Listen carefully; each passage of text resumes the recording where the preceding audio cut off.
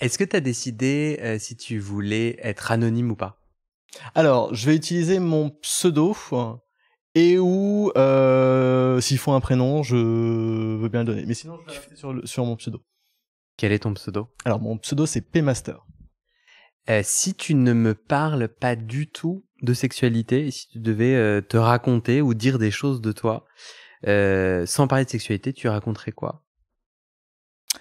Je pourrais me décrire physiquement, mais comme je suis un peu sadique et que je suis joueur, ben je vais pas le faire. En tout cas pas tout de suite. Non, je suis quelqu'un de très joueur justement.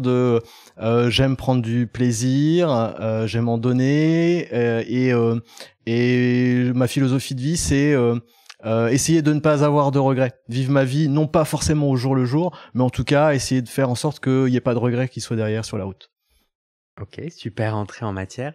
Nous, ça fait 1 an qu'on se parle, toi et moi. Je crois qu'on s'est parlé la première fois au début du podcast, au lancement du podcast. Et en vrai, j'ai retardé le témoignage parce que j'avais peur. En fait, et on va découvrir pourquoi. J'avais peur de ce que tu vas raconter venait me poser plein de questions et j'avais peur, et c'est pour ça que je commence par ça, j'avais peur que mon jugement, ou en tout cas mes questions et possiblement mon jugement, t'empêche, tu vois, d'être un bon intervieweur, quoi, et puis d'être à ton écoute. Maintenant, je suis prêt et je suis super heureux de t'accueillir. Moi aussi, et c'est intéressant de parler de peur, parce que en effet, c'est quelque chose qui peut venir en filigrane de beaucoup de choses. Et moi-même, j'ai dû affronter un certain nombre de peurs, de questions, de choses comme ça. Donc oui. Du coup, si tu prends ton téléphone et que tu regardes la couverture du podcast, l'idée, et tu te sens bien libre, là, t'as plein d'émojis qu'on peut rencontrer sur des réseaux de rencontres, genre Grindr et compagnie. Toi, ta sexualité, là, si je prenais une photo et que tu listais de façon assez rapide les pratiques qui composent ta sexualité et que tu aimes, tu dirais quoi? Alors, il y en a beaucoup que je sélectionnerai déjà. Il y a la flèche haut et bas, puisque je suis vers ça pour l'essentiel de mes pratiques.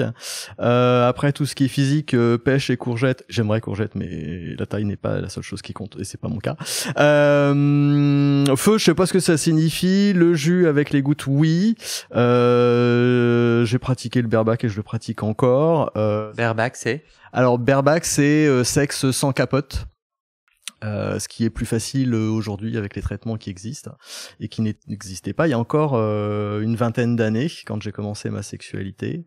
Le Rainbow Flag, après le mois des fiertés, et puis cet après-midi j'ai fait une intervention en entreprise. Donc oui, ça c'est oui. Après si ça signifie autre chose, pourquoi pas. J'aime bien les ours, mais j'ai pas l'impression d'en être un. Je ne me mets pas de vernis sur les ongles, et par contre ça c'est une de mes limites, je n'aime pas ce qui est efféminé ou ce qui pour moi s'y apparente. En tout cas dans mes recherches. Après je vois des personnes qui sont drag, etc., et que moi je trouve magnifique. Bon, donc Mais sexuellement, t'es pas excité par quelqu'un qui a des manières, c'est ça, ou qui... C'est quoi pour toi être efféminé? Alors ça va être les manières et ça va être les attributs qu'on attribue qu'on donne généralement pour les femmes. C'est pas forcément les cheveux, parce que on peut avoir la coupe de cheveux court, long, etc. Mais ça va être tout ce qui est porte-jartel, le vernis, etc. Le rouge à lèvres, qui sont des trucs. Voilà, moi quand c'est ça me... C'est non. Ça me coupe tout, ouais. J'utilise beaucoup le petit diable. Voilà, ça c'est parce que je pense que c'est quelque chose qui me décrit bien, et puis qui peut aussi décrire l'intensité de ma sexualité, qui peut être extrême. Donc voilà. Après les chaînes, oui, dans le monde de la domination et de la soumission, forcément oui, je suis dedans. Tu es du coup demi, soumis, les deux? Alors tout existe, toutes les combinaisons existent. Moi par contre je ne suis que demi. Ma nature est d'être demi, même si je peux avoir des pratiques vers ça. Je peux très bien utiliser quelqu'un comme sextoy, mais du coup c'est pas la même philosophie, c'est pas la même relation. En tout cas mentalement c'est pas la même chose. Alors, ce que je crois que tu es en train de sous-entendre, c'est que toi, tu es uniquement dominant dans ta sexualité, mais comme tu aimes aussi être pénétré, tu dis que tu es dominant et passif et que c'est compatible. Et tu sous-entends que ça allait pas normalement? Alors, je sous-entends que il y a encore peut-être 5 ans, je pensais que ça n'était pas compatible. Et du coup, moi, ma sexualité, je l'ai découverte par le côté passif. Et j'ai découvert le monde SM, mais du coup, pour moi, étant donné que j'avais uniquement à l'époque des pratiques passives, ben forcément, j'étais soumis. Les deux étaient liés. Alors que maintenant, d'expérience, je peux dire que de toute façon, c'était pas mon cas. Et à un moment donné, je me suis rendu compte que non, j'étais domi, que quelle que soit ma sexualité passive, active, j'étais domi. Mais c'était une révélation. Et ça, c'est pas une évidence dans le milieu BDSM. Je sais pas ce que ça veut dire milieu BDSM, mais dans tes pratiques BDSM, pour toi encore aujourd'hui en 2022, dire bah moi je suis domi et tu vas me pénétrer, c'est ça, tu rencontres des blocages?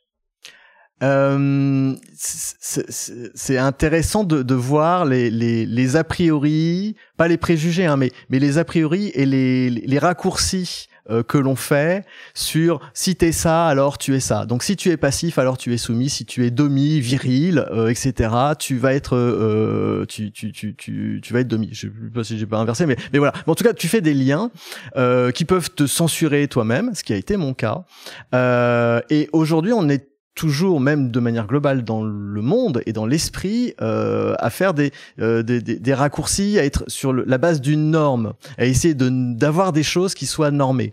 Sauf que nous sommes des individus et les individus, ben il n'y a pas de normes, sinon ça serait chiant, hein, franchement. Et c'est pas le cas. C'est du coup difficile d'être suffisamment rassuré pour essayer de s'extraire d'une norme qui s'impose quand même à nous.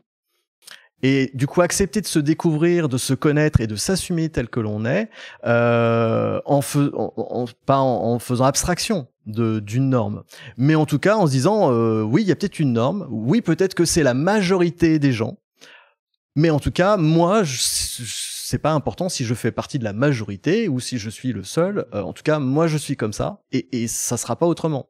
Quand tu dis que t'es domi, et je vais t'inviter à prendre ton verre d'eau et à le mettre plus mieux près de toi, là, parce que je te l'ai mis un peu loin, ainsi que cette jolie carafe. Quand tu dis je suis dominant, t'as vu comment je te donne des ordres et tout?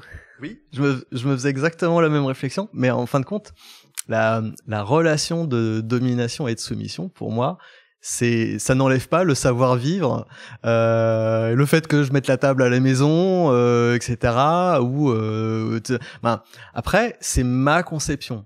Et comme chacun est unique, en tout cas, moi je me sens unique et je suis convaincu que chacun est unique.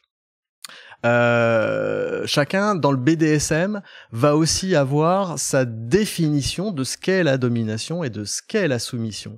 Et c'est ça qui fait la beauté de la relation, parce que ça permet de se découvrir, ça permet aussi de construire quelque chose.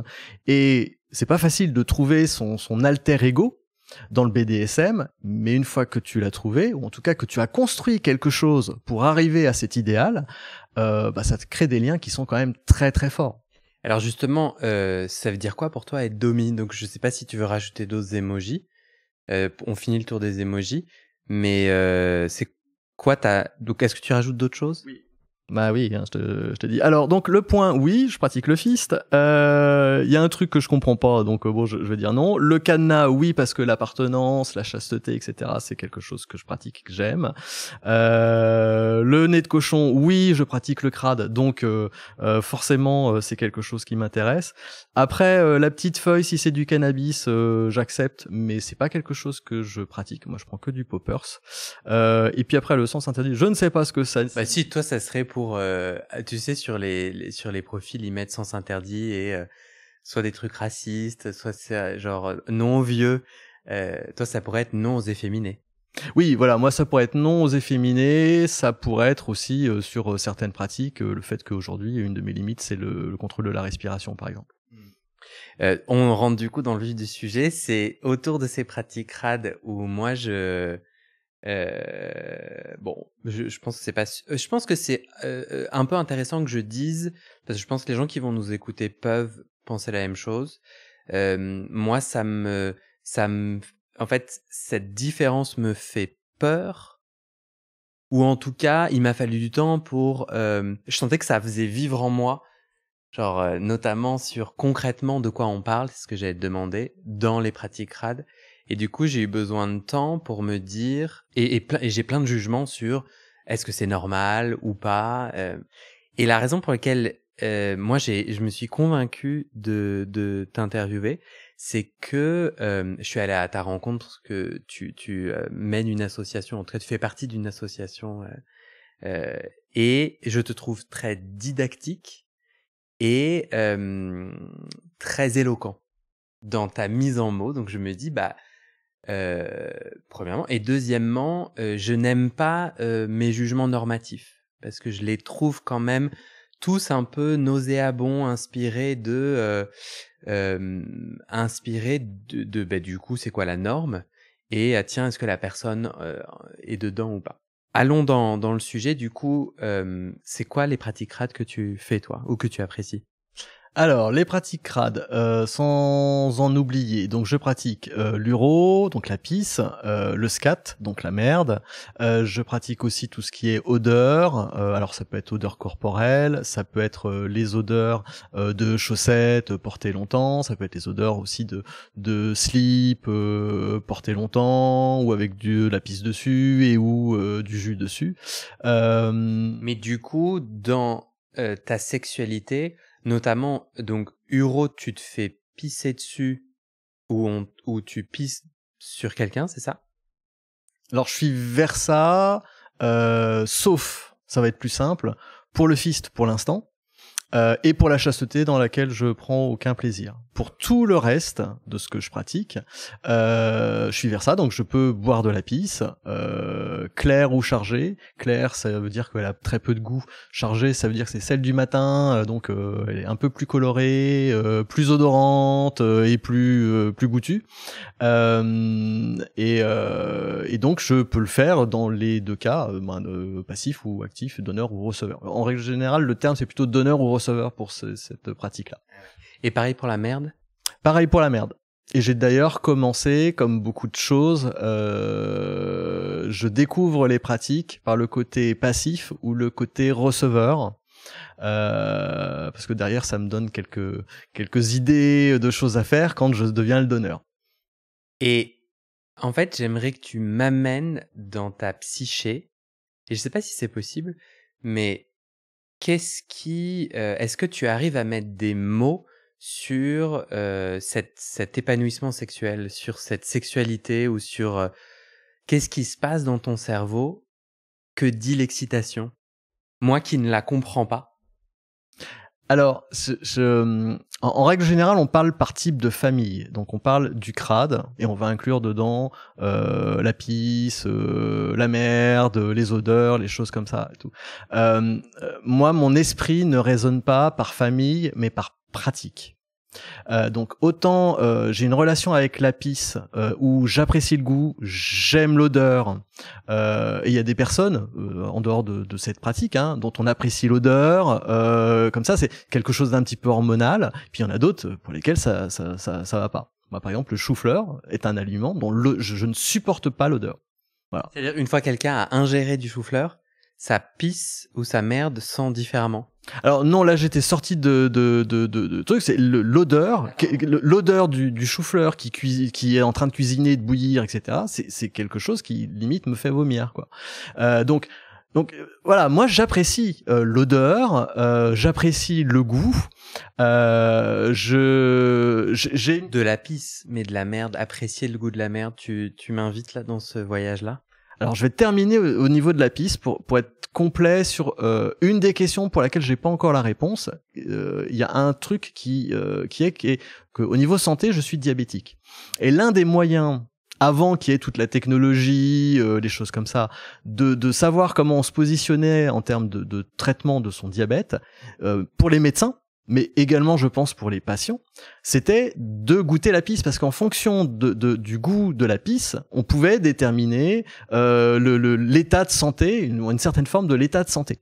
Donc peut-être que, comme c'est quelque chose qui est génétique et transmissible génétiquement, peut-être que cette habitude est ancrée en moi, et du coup j'ai eu plus de facilité à y venir, voire voilà, moins de dégoût, moins de tabou, moins de choses, ou aussi une question d'habitude qui fait que voilà, on apprécie le goût, etc. Alors que je comprenne, tu es diabétique depuis enfant.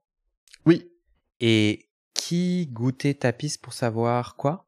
Alors, personne n'a jamais goûté ma pisse. Par contre, c'était des pratiques anciennes d'ancienne médecine. Mais très tôt, quand j'étais enfant, j'utilisais un bocal pour recueillir ma pisse et mettre une bandelette de test dedans. Et un jour, j'ai testé. J'ai bu ma pisse. Et je l'ai rebu, pas tous les jours, pas truc, mais en tout cas c'est quelque chose qui me plaisait et qui en plus en tant qu'enfant j'avais pas forcément de tabou en tant que tel, quoi. Et du coup ton kiff autour de la pisse, il a toujours été là dans ta créativité sexuelle, et à partir de ce moment que tu viens de décrire, ou bien il est apparu plus tard?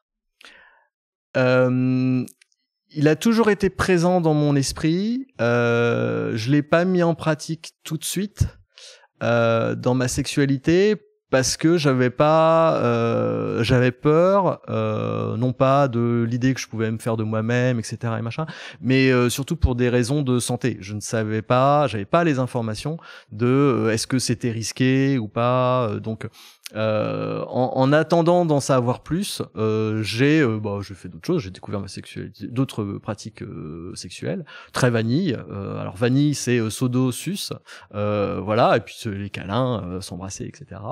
Donc voilà, je savais que c'était là, c'est quelque chose qui m'attirait, que j'avais déjà pratiqué étant enfant, mais je l'ai introduit, en tout cas j'ai accepté de l'introduire seulement à partir du moment où j'ai su que, par exemple, le premier jet valait mieux éviter, parce que potentiellement l'urine, il n'y avait pas forcément de problème avec l'urine. À partir du moment où on n'a pas d'inflammation urinaire comme ça, il y a toujours des conditions.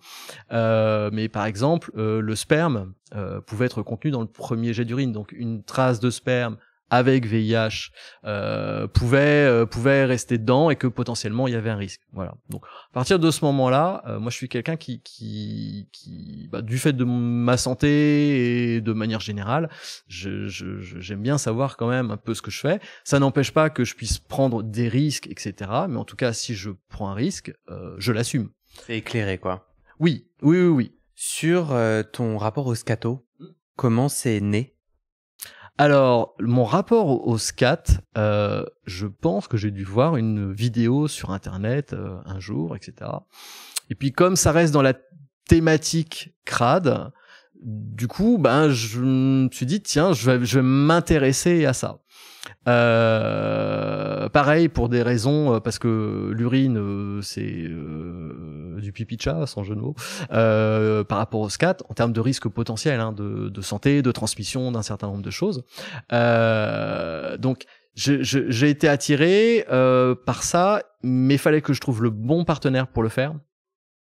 Et du coup, c'était pas mon mec. Mais attiré, j'ai presque entendu ou vu dans ton regard une sorte de défi. C'était dans la famille des crades, je vous demande la grand-mère. Enfin, tu vois, où tu dis ok, il y a quoi? Et t'as l'air d'être quelqu'un qui aime le défi, le challenge. Est-ce que c'est ça, ou est-ce que en allant aux toilettes, t'avais du plaisir et tu te dis tiens, il y a peut-être un truc à faire? Alors non, c'est pas aux toilettes. J'ai jamais joué avec ma merde, par exemple, ni avec celle d'autres, etc. En tout cas, jusqu'à ma découverte du scat. Donc c'était pas un défi non plus. Moi, c'est plutôt ma curiosité. Je suis quelqu'un de curieux. Donc j'avais fait un certain nombre de choses en crade. Il y en avait d'autres. Et donc, j'avais l'intention de tester et de découvrir. L'objectif n'était pas de réussir et de cocher une case. J'ai horreur de ça, en fin de compte, parce que je trouve que, du coup, ça ça amène des fois à des prises de risques qui sont trop importantes par rapport à ça. Donc moi c'était juste voilà, il y a ça qui existe, tiens, bah ça pourrait être intéressant. Et donc par contre, je veux pas le faire n'importe comment avec n'importe qui. Et un jour, bah du coup, j'ai trouvé quelqu'un qui m'a initié. C'est-à-dire qu'il s'est passé quoi? Alors c'est-à-dire que bah, sur une application de rencontre, j'ai beaucoup discuté avec la personne, et puis en plus elle pratiquait à la fois les instruments d'impact, donc le fouet, le martinet, les choses comme ça. Elle pratiquait aussi ce qui est crade, donc PIS et SCAT, et puis accessoirement elle avait des bottes à vendre. Donc moi j'étais intéressé par les bots, donc voilà. Donc, on a beaucoup discuté aussi sur les pratiques, sur les choses comme ça. Et qu'est-ce qui t'a fait décider d'aller avec lui? Son physique, sa discussion? Son physique, c'était intéressant, mais c'est surtout les discussions. Alors oui, le côté physique peut avoir peut être un élément intéressant, tu vois, mais pour moi, je veux dire que le physique va être seulement la petite cerise sur le gâteau. Ça a bien fité entre nous. Voilà, on est toujours en relation aujourd'hui, et du coup, dans l'excitation du scat, le physique, l'apparence de la personne, et n'est pas un des objets de désir. Il y a pas un truc là-dedans, pour toi en tout cas. Si j'essaie d'aller à la rencontre de ton plaisir sexuel, de ton épanouissement sexuel, le physique dans la pratique scat n'est pas essentiel. C'est plus intellectuel. Alors pour moi, c'est pas le physique. Et puis autant te dire que quand tu es sous une chaise percée, tu ne vois qu'une partie du physique de la personne. Donc oui, après tu peux l'avoir vu avant et te faire des films, etc. Mais non, le scat, oui, il y a des problèmes de goût, de choses comme ça. Moi, je le fais pas pour le goût, par exemple. Je le fais pour la pisse, et c'est pour ça que je disais, chaque pratique va être différente et va être appréhendée de manière différente, en tout cas par moi. J'aime le goût pour la pisse, par exemple, mais j'aime pas le goût de la merde. Mais du coup, c'est très mental parce que c'est pour moi, ça a quand même été, même si c'était pas un défi, briser un tabou. Un truc dans lequel on est enfermé depuis qu'on est tout petit, que c'est cracra, c'est truc, c'est machin, et qu'il faut mettre une couche, et que la couche on la jette, et que ça sent pas bon, et tout ça. Donc il y a ce tabou qui était à briser, et surtout que je cherchais à savoir s'il y avait une véritable raison à avoir un tabou là-dessus, et du coup à donner un sens à ce tabou. Bon, j'ai pas trouvé de sens à ce qui est ce tabou. Je peux comprendre qu'il y ait des difficultés là-dessus. L'odeur est un frein particulièrement important, mais il y a des gens, c'est pas mon cas, mais il y a des gens qui apprécient l'épais, par exemple, et l'épais plus odorant, etc. Donc après le scat, je trouve que ça a été pour moi une forme de briser le tabou. Ça a été aussi, je trouve, quelque chose de particulièrement intime. Et aujourd'hui, je le pratique de manière un peu différente avec mes soumis. Mais s'il y a bien un lien commun entre la pisse et le scat pour moi, c'est une certaine forme d'appropriation et d'échange de notre intimité la plus profonde. Parce que ce sont des fluides, et que les fluides viennent de l'intérieur, et du coup c'est à la fois une forme d'imprégnation par mes fluides quand je suis donneur. Et dans ces cas-là, quand t'es donneur, tu dis des choses, cet intellect, tu la mets en mots? Alors la perception de la personne qui va recevoir va pouvoir être extrêmement différente d'une personne à l'autre. Alors prenons ton exemple, dans cette fois où tu es sous une chaise percée, lui, cet homme, je crois que c'était un homme. Oui, c'était un homme. Il te disait quelque chose? Il t'a dit quelque chose? Alors, on l'a fait plusieurs fois, mais ma première fois, en fin de compte, c'était plus des mots oui, c'est bien, tu continues, vas-y. C'était plus des mots de motivation, comme on pourrait dire à un coureur cycliste en ce moment au Tour de France. Oui, vas-y, lâche rien, etc. Alors peut-être moins véhément en tout cas, mais c'était oui, c'était vraiment cette dimension d'accompagnement et de motivation. Oui, vas-y, et tout. Et du coup, alors dans le scat, tu peux bouffer, tu peux étaler sur toi, sur le corps, tu peux faire plein de choses. Mais du coup, moi, j'étais là et j'ai ouvert la gueule et j'ai bouffé. Ok. Ça va pour toi? Tu es en train d'imaginer plein de choses. Il y a des gens qui vont s'imaginer plein de choses. Ouais. Vous étiez chez lui? Oui, c'était chez lui. Et ça, c'est une des règles du BDSM, c'est de le faire chez la personne qui t'accueille. Donc ça, c'est un des préceptes que j'ai transposé au crade, que j'ai pris du BDSM. Toi, du coup, pendant cet acte-là,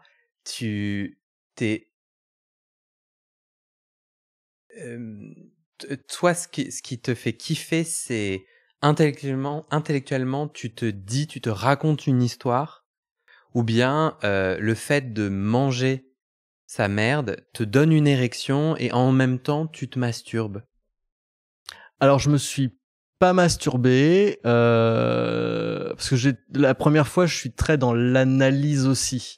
Donc il y a une partie plaisir, mais il y a aussi une partie analyse que j'ai pas forcément lors des fois suivantes. La première fois, j'étais beaucoup dans l'analyse, le goût, la consistance, une certaine angoisse aussi de est-ce que je vais pouvoir tout manger. Est-ce qu'il y en a encore, etc. Donc moi, je me suis posé plein de questions. C'est voilà, et si j'arrive pas à manger, où est-ce que ça va tomber? Ça va tomber sur le visage, ou ailleurs, ou est-ce que ou sur le tapis, ou truc, ou machin. C'était protégé, mais en tout cas, tu te poses pour la première fois. C'est normal, c'est comme pour n'importe quelle pratique. Je me suis dit, alors ici et ça, et truc et machin et bidule. Du coup, non, j'étais pas sur. J'étais à apprécier la découverte. J'étais à apprécier aussi le fait de prendre plaisir à me rendre compte que il y avait pas de raison en dehors du goût, en tout cas, de pas le faire. Et du coup, cette plaisir un peu voilà un peu d'un chercheur d'or qui découvre quelque chose, quoi. Dire bah ouais, c'est bon, malgré ce que tout le monde peut dire. En tout cas, moi c'est un truc qui me plaît et il y a pas de raison par défaut de pas le faire. Et du coup, quelque part, le fait que moi ça me gêne ce que tu racontes te plaît aussi. Il y a pas un truc de cette frontière du normal, de la norme, qui fait partie de ton plaisir sexuel? Alors, je dirais pas sexuel parce que là je bande pas. Tu vois, donc si ça faisait partie de mon plaisir sexuel que de parler et d'aborder le sujet, etc. Mais non, par contre, mon côté sadique et joueur aime utiliser un thème comme ça, qui peut être le scat, qui peut être le fouet, hein, par exemple aussi, ou des choses considérées comme extrêmes qui peuvent faire peur, pour que les personnes puissent se dire ouais, mais justement, s'il y a une norme, et que vaut cette norme, et bah pourquoi se poser la question du pourquoi moi plutôt que les autres ne le font pas. Ok, mais c'est les autres. Mais pourquoi moi c'est peut-être un truc qui m'intéresse. Pourquoi moi je le ferais pas ou je tenterais pas. Et ça, du coup, oui, c'est un peu mon esprit fouteur de merde, on va dire. Du coup, cette première fois, tu te sens chercheur d'or, tu trouves des pépites. C'est quoi qui t'inspire de continuer de le faire encore? Je rigolais doucement de mon petit jeu de mots très très intéressant. T'es plus chercheur d'or, t'as déjà essayé, t'as dépassé cette frontière. Qu'est-ce qui anime ton désir de continuer les pratiques scato? Alors, ce qu'il faut savoir, c'est que entre ma première fois et ma deuxième fois, il s'est passé 5 ans. 5 ans parce que c'est quelque chose d'abord de mental. Donc, ça a soulevé un nombre de questions mais incroyables. Alors, Lesquels? pas uniquement sur la pratique, sur est-ce que je peux bouffer, etc., mais aussi sur ma position et sur une certaine forme de valeur. Bouffer de la merde, normalement, c'est potentiellement être un sous-homme. Donc ça a remis beaucoup. Je me suis vraiment posé la question de oui, mais un peu. Qui suis-je? Où est-ce que je suis? Est-ce qu'il y a une forme d'échelle? Est-ce que c'est dégradant? Est-ce que c'est humiliant? C'est pas exactement la même chose. Est-ce que je le fais pour ça? Est-ce que je le fais pour d'autres raisons, etc. Donc ça a soulevé vraiment énormément de questions. Même si je m'étais renseigné sur l'aspect santé, j'ai eu aussi peur de ça parce que il y a quand même des risques.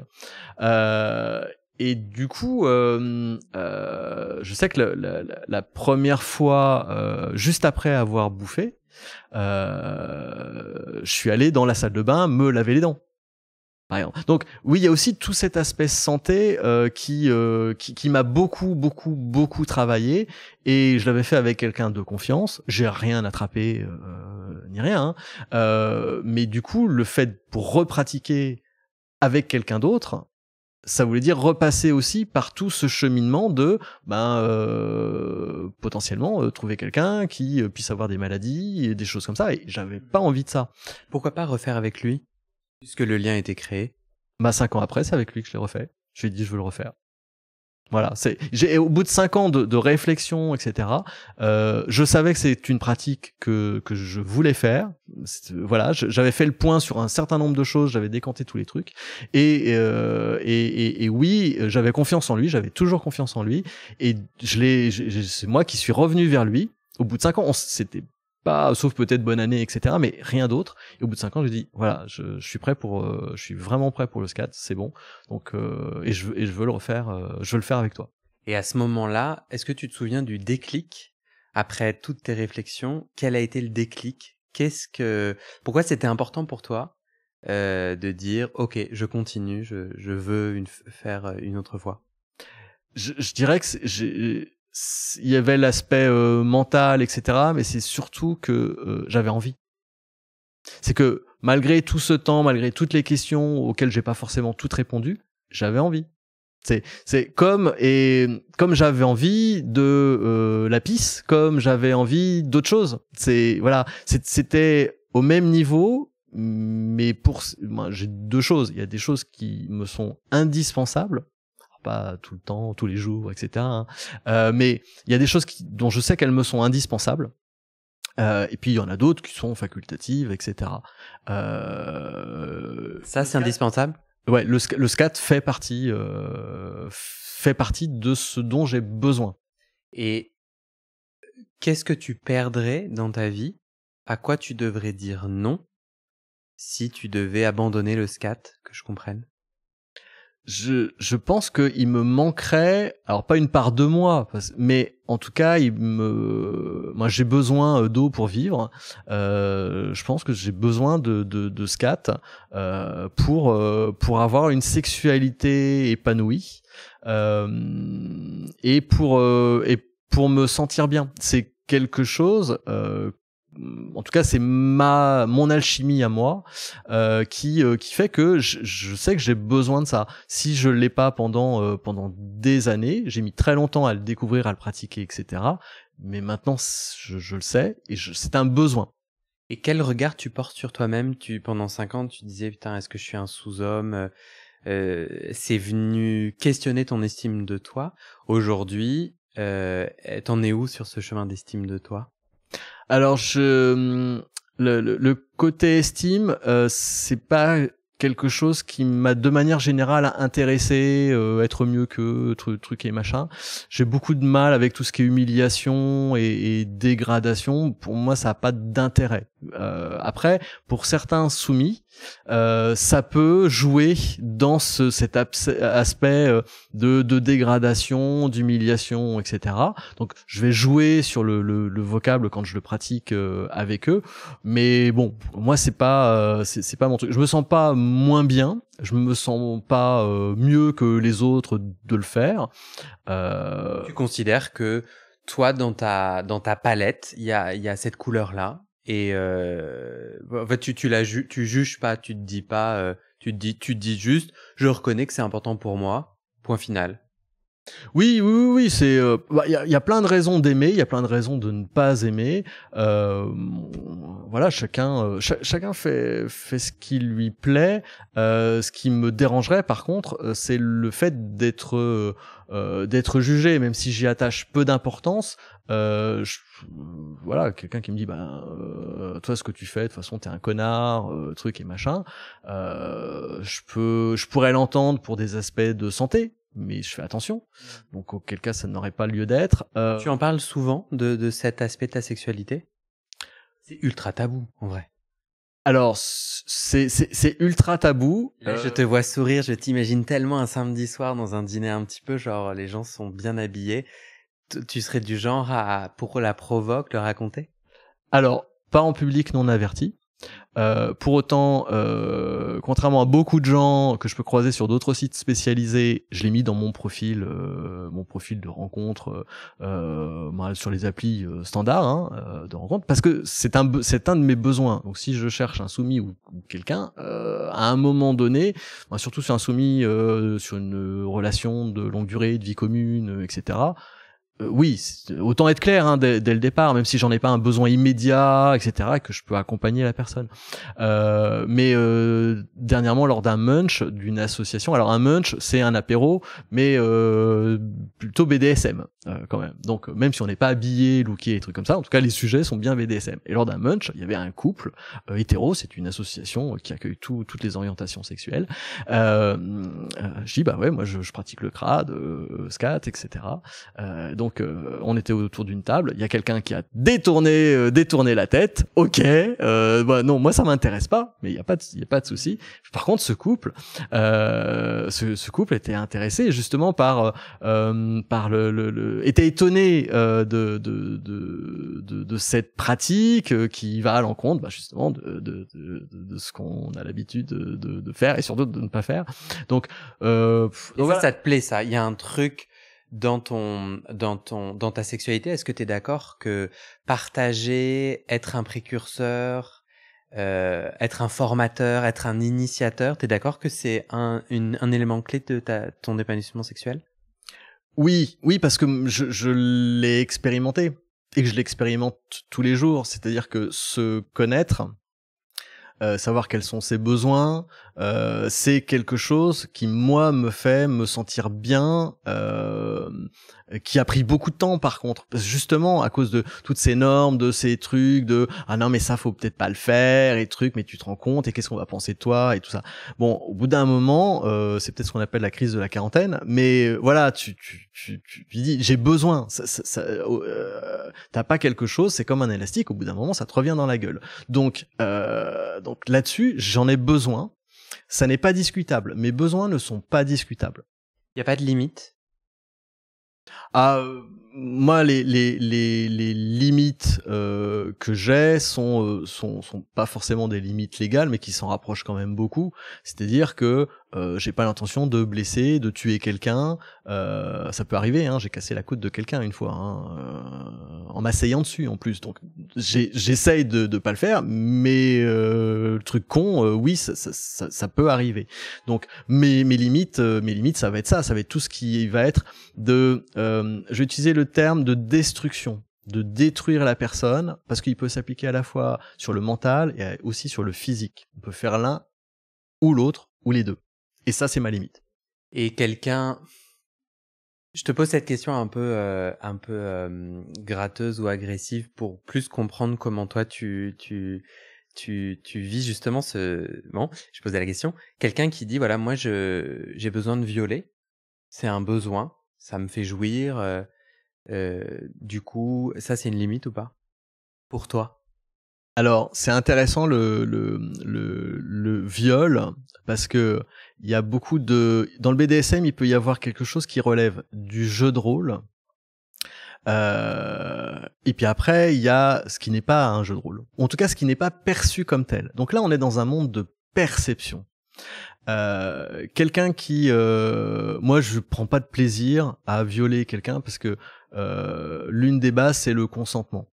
Et Pour toi, le consentement est une des bases? oui, oui. Ça, normalement, dans le monde BDSM, le consentement est un des éléments. Voilà, tu l'as pas. Il y a quelqu'un qui te dit non. C'est non. T'as pas à te poser de questions, de trucs, de machin. Donc, à partir du moment où on joue quelque chose qui ressemble à un non-consentement, moi, ça me met très mal à l'aise et je n'y vais pas. Donc, les gens qui me proposent de les violer, etc. Et du coup, c'est eux qui me le proposent. Donc, a priori, ils sont consentants. J'ai quand même du mal avec cette notion. J'ai aussi du mal avec cette notion de jouer. C'est-à-dire que moi, je veux et je cherche des personnes qui sont elles-mêmes, avec toutes leurs qualités, leurs défauts, leurs pratiques, leurs trucs, leurs machins. On peut évoluer, on peut peut-être avoir du potentiel et avoir besoin d'être accompagné pour le développer. C'est là que mon rôle de formateur et de maître peut intervenir. Mais si la personne n'a pas de potentiel, je vais pas la forcer. Dans ce cas-là, ça serait la forcer à le faire. Elle peut essayer de le faire de manière temporaire pour me faire plaisir. Mais je sais que c'est pas quelque chose qui a vocation à être permanent, parce que après on va arriver sur certaines formes de destruction mentale où la personne elle peut prendre du plaisir à me faire plaisir et ça peut être son unique plaisir. Mais si elle a rien du tout, ça ne peut pas fonctionner. Toi aujourd'hui, du coup, que je comprenne, comment tu vis ta sexualité? T'es en couple ou en couple ouvert ou en trouble ou que sais-je, enfin, ou tu as combien de partenaires? Raconte. Oula, alors, je suis en couple depuis au moins 15 ans. Avec quelqu'un qui pratique de tout, vanille, conventionnel et SM? Alors, vanille uniquement. Du coup, le côté BDSM, qui peut très bien être fait avec son partenaire amoureux. Il y a aucune exclusion non plus sur le fait d'aimer son soumis ou d'aimer son maître, etc. C'est un peu plus compliqué, mais ça se gère tout à fait. Donc, en tout cas, moi, c'est pas mon cas avec mon mec. On n'a pas de relation BDSM, de domination, de soumission, etc. On en a discuté. Quand moi, c'est quelque chose qui a commencé à me titiller, etc. C'est pas son cas et il a pas envie, il a pas le potentiel, etc. Donc voilà, je ne le cherche pas auprès de lui. Du coup, je suis en recherche de mon soumis. Donc là, j'en ai quelques-uns qui sont en candidat actuellement. J'ai des maîtres qui me prêtent également leur soumis. Et puis, c'est-à-dire qu'en gros, t'as des rapports sexuels avec un mec soumis, mais qui est en appartenance, entre guillemets, ou pas entre guillemets, avec quelqu'un d'autre, c'est ça? Oui, par exemple. Où je vais avoir un maître qui est pas très habitué de tout ce qui est crade et qui souhaiterait faire progresser son soumis. Bon bah si le maître est pas très habitué ou pas très à l'aise, c'est bien il envoie son soumis au front. Et du coup oui je peux accompagner pour la découverte de ça. Pour le scat par exemple, moi il y a un truc, comme je suis joueur, il y a pas que l'initiation en faisant bouffer ou en étalant qui sont, selon les personnes, c'est quelque chose, une grande marche quoi. Mais j'aime bien embrasser avec de la merde, comme je suis donneur et receveur. Voilà. Et t'as l'impression que c'est une plus petite marche? Oui. Alors ça dépend des personnes, hein. Mais du coup l'esprit va se poser d'autres genres de questions.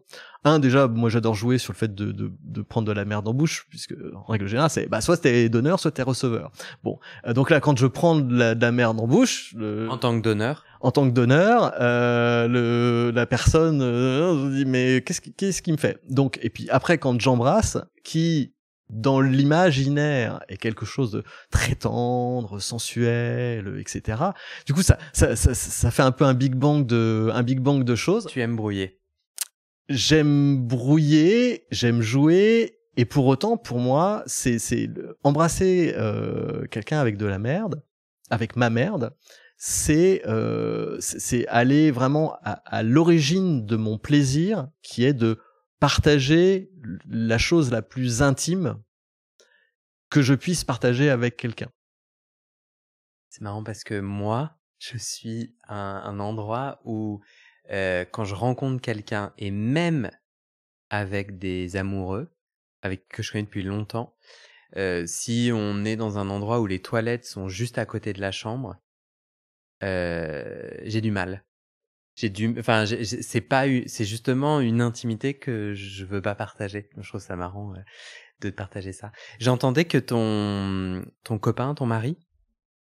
Alors mari pas officiellement, mais Tu veux que je l'appelle comment? Mon copain ou mon mec ou ton mec. Voilà. Ouais, ton mec, relation sexuelle uniquement vanille. Est-ce que toi tu as du plaisir dans cette sexualité conventionnelle? Alors, elle est pas exactement conventionnelle. Je vais pas rentrer dans les détails exacts de notre sexualité. Pourquoi pas? Parce que justement là, ça fait partie de notre relation et de notre intimité. Et t'as pas son accord pour en parler? Non, voilà, oui, il y a pas de, c'est notre jardin secret, et je n'en parle pas non plus à mes soumis ou aux soumis qui pourraient devenir mon soumis en appartenance, etc. C'est marrant parce que avec toi, on déplace des frontières, mais on en crée des nouvelles, parce que moi, jamais dans aucun des témoignages, quelqu'un n'a posé le jardin secret comme... c'est intéressant, mais sens-toi libre, il y a aucun problème, mais c'est trop marrant. Parce que du coup, notre sujet, c'est ton intime, et tu dis non, il y en a une partie que je raconterai pas. C'est juste pour me faire chier? Non, c'est pour te conforter dans l'idée qu'il fallait m'inviter. Mais en tout cas, vous avez une sexualité plus ou moins, peut-être un peu moins BDSM que d'autres pratiques, c'est ça, sans pratiques extrêmes, c'est ça que je comprends que tu as bien voulu dire quand même. Ah, c'est du vanille avec quelques kinks, voilà. Et où est ton plaisir? Quel est ton plaisir dans cette sexualité? Alors, mon premier plaisir avec mes partenaires, quels qu'ils soient, c'est d'être avec la personne. Ne serait-ce que ça, c'est l'élément qui est une condition indispensable.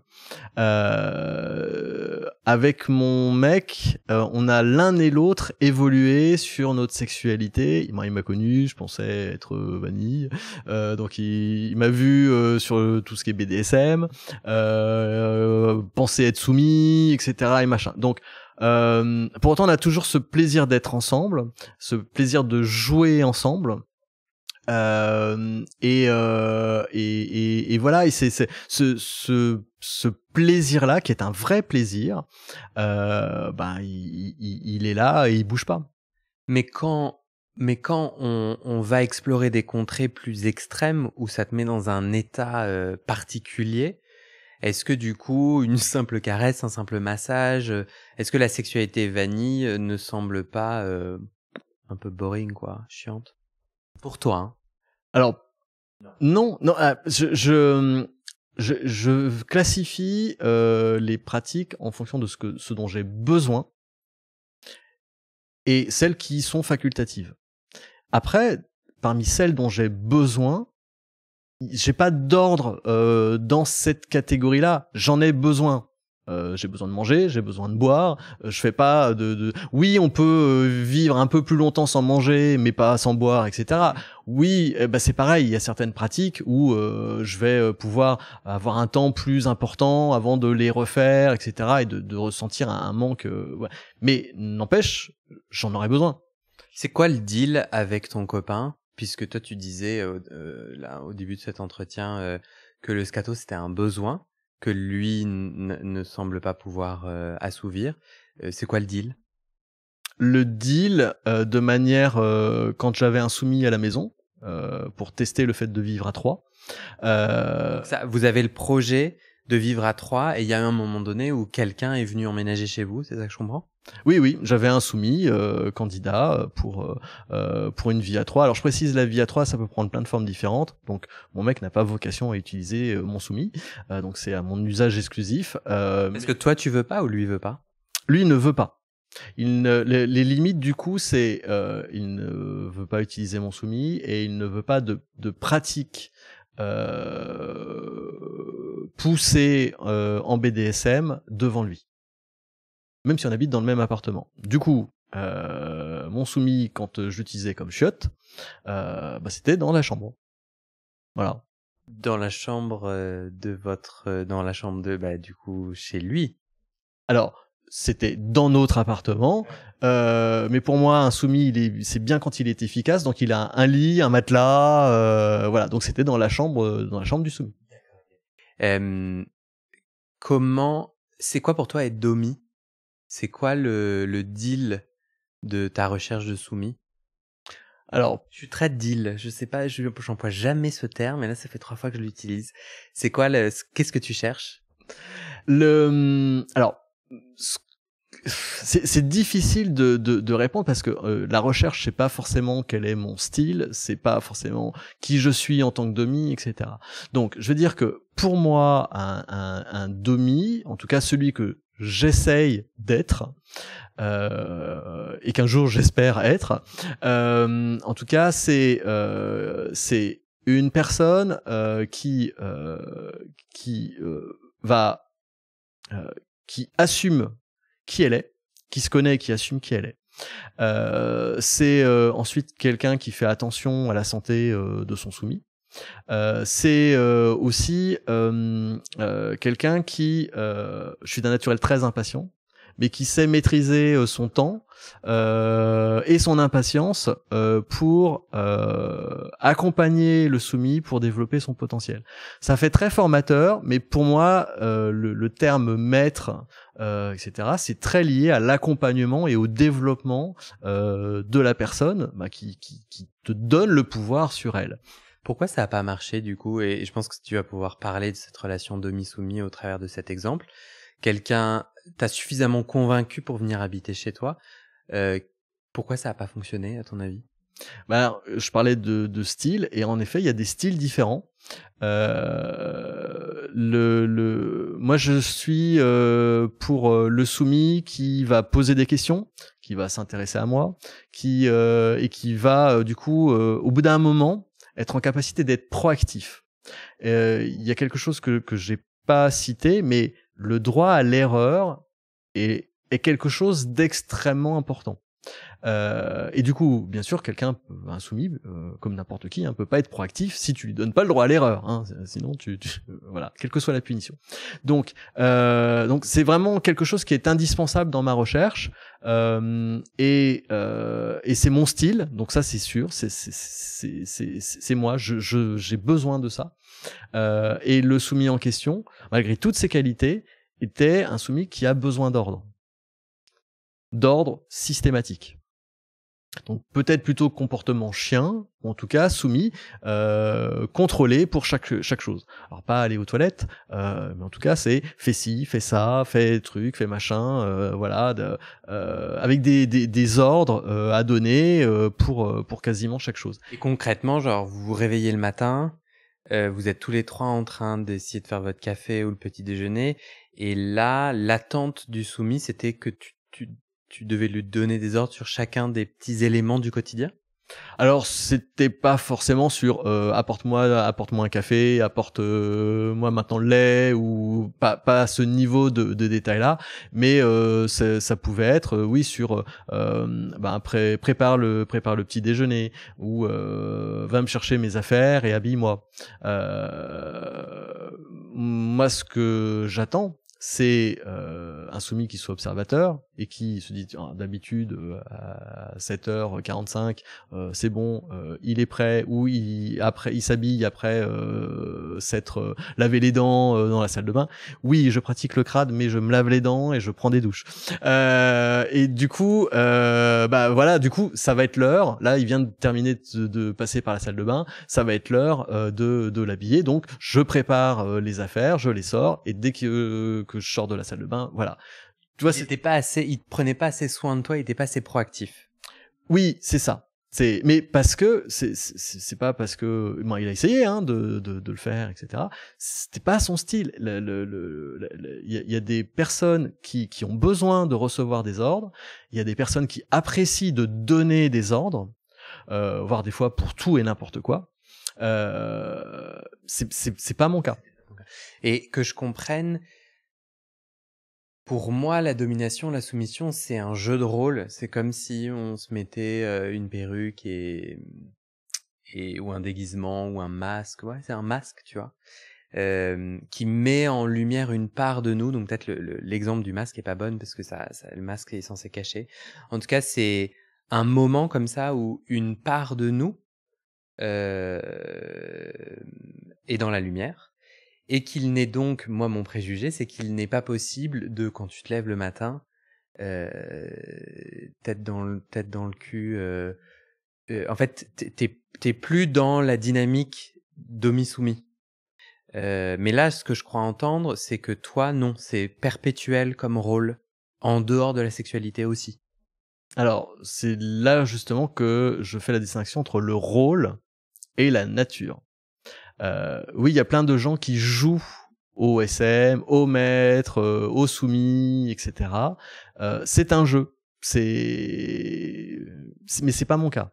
Parce que je ne joue pas le fait d'être demi. Ma nature est d'être demi. Et les gens n'ont pas vocation à ce que ça soit dans leur nature.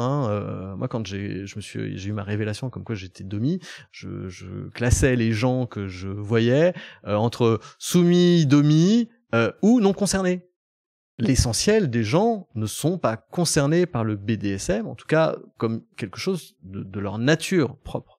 Après, ça n'empêche pas, par exotisme ou pour tester, voilà, d'aller tester quelque chose, comme on va tester un sandwich différent, alors que d'habitude on prend toujours le même, ou d'aller dans un pays et puis voilà, on voit quelque chose, on s'amuse, etc. Et puis après, on revient à sa vie normale. Mais voilà, il y a pas. Moi, je sais que c'est ma nature.